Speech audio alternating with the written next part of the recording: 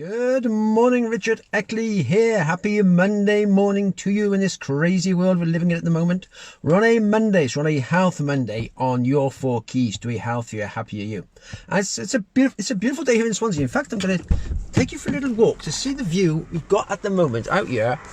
I'm just taking me car to be done, and look at this view. That is beautiful. You see the view there?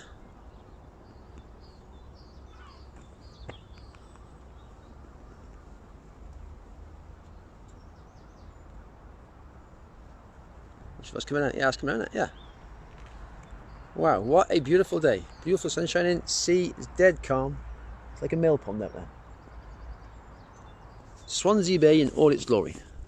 So yes, a little view of Swansea this morning. Happy days. Right, back to the car and back to the Health Monday. Put it on there. Right, this morning I'm going to be reading from my latest book, not Your 4 Keys, my mate. It's my latest book. It's How to Master Your Health. I'm actually reading from the manuscript.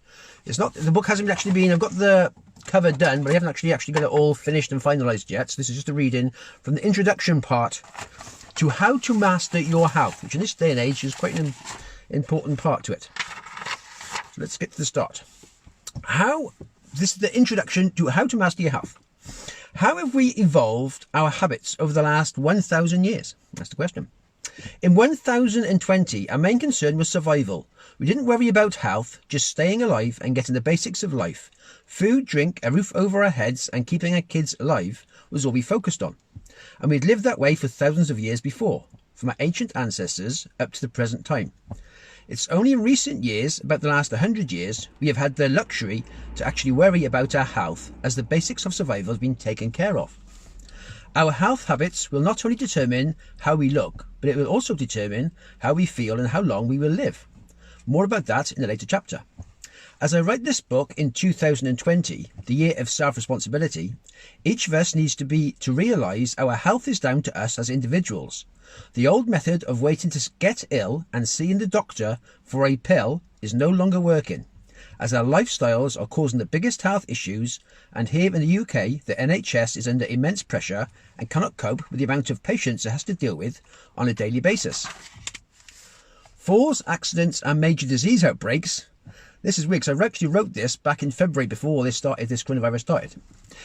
Falls, accidents and major disease outbreaks it could cope with if it didn't have to handle all the health issues from our current lifestyle choices on a daily basis. This book will give us the knowledge to take control of our health, to look better, feel better and live a longer, healthier, happier life. But as all things in life, unless we act on the knowledge, it will be of no use to us.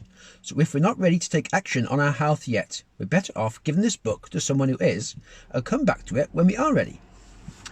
There are many different health practices taught today, and finding the right one can be a daunting task. So if we take this a step back and look at our health as a whole, instead of breaking it down to the latest faddy diet or exercise regime, we can develop a body and mind we are proud of and can maintain for the rest of our lives.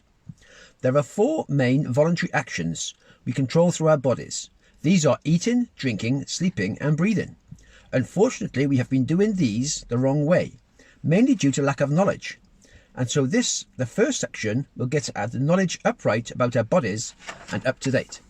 That's my little thing on the old books, that's my manuscript, on how to master your health and get control of the certain areas of our life. And they said it's only really down to us, our choices we make and decisions we make through life, our habits are creating the health issues we're actually generating through our life. They said there's 10% is through genetic disorder, but 90% is through our lifestyle choices. So we're actually giving ourselves these own problems through long-term health issues. We're choosing to live the life the way we're living. We're not eating right, we're not drinking right, we're not sleeping right, we're not de-stressing. And these are all causing long-term health issues in our bodies. And then we sort of get to our 40s and 50s and all of a sudden have all these medical problems. Well, we say we don't know what's wrong. Well, it's because we've been choosing to live our lifestyle the way we're living it. And that's what's causing our problems down the road. But our book hopefully will be out next month to get it all finalised. It's being edited now, then formatted, and then it'll all be done. But I just wanted to put the coronavirus, and that's everywhere in the world. This is a nightmare of a disease. It is spreading around. Yes, but it's not as dangerous as a lot of other diseases out there.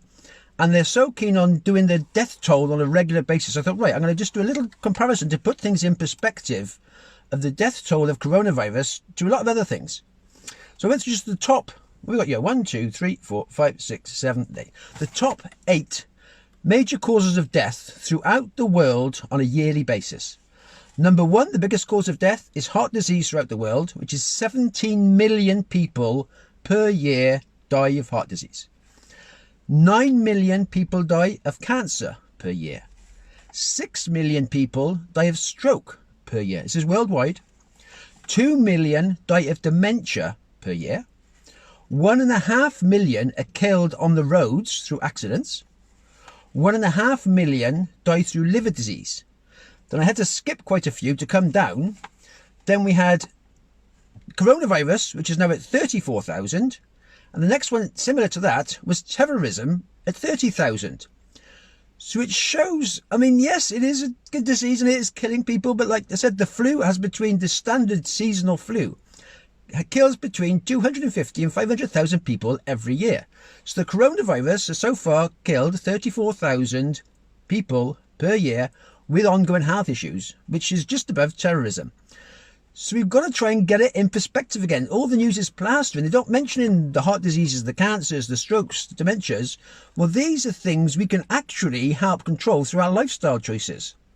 Okay, we're staying in with coronavirus and we're all staying in our homes, which is good. Yes, we've got the 2-meter distance, which is good. Again, stops the spread, which I totally agree with. No problems. But we've got to also think about, hang on, if we didn't have all these other issues, the hospitals could deal with coronavirus, no problem at all. It's the problem is we've got all these other issues that we're living our lives so unhealthy. So now, to me, once this coronavirus is all sorted, it's time for all of us to look at our health issues ourselves, realising it's down to us. It's no good anymore just waiting to get ill and seeing a doctor for a pill or a tablet and try and sort it out. If we start to choose to eat healthily, exercise properly, eat healthy, de-stress, sleep well, drink plenty of water, it's the basics, and we can suddenly start to control our health issues, reduce the strain on all our medical NHS and practices around the world, and get things back under control. We are in control of our bodies. We decide what we're putting in our mouth, what we're drinking, what we're eating, with exercising or not. So it's down to us to know, to suddenly, as I said, 2020, the year of self-responsibility, to realise, right, it's down to me. My health is down to me. And it's whatever I'm putting in is what I'm going to get out, and I've got to work to get things right again and get things balanced. And then if these new diseases, every year it's going to be new strain of flu is going to come along. This happens year in. You've had Spanish flu, bird flu, you name it. We've had all sorts of flus over the years, and there's going to be more flus coming in this time to come. So if we're healthy and we're fit, the flu's not going to be a problem because our immune system's going to be strong. It'll just fight it off. We may feel rough for a couple of days and we'll be fine again. And that's what makes the big difference. So it's just getting things back in perspective that, yes, this flu season is here. This is coronavirus. It's spreading around quite a bit. They said China now are all turning back to normal. China are going back to school. They're going back to a normal day of life. That's where the initial outbreak started, and that seems to have passed by now, and they're returning back to normal. And hopefully the rest of the world will all follow through and the laws will balance out. But just at the moment, to get things back in perspective, realise coronavirus is on the same death toll as terrorism worldwide. Is nowhere near any of the major hearts, cancers, strokes, which a lot of us are actually causing ourselves through our lifestyle choices. I know there's the 10% that's genetic, which we can't help about, but 90% is down to our lifestyle choices, and that makes a massive difference. So anyway, have yourself a good day today. Enjoy the sunshine wherever you are. Go for that little bit of exercise you're allowed to do and just keep your distances, but you can still walk and run and breathe fresh air and enjoy life and just be grateful for your family and friends and the things you've got. Have yourself a good day today. All the best for now.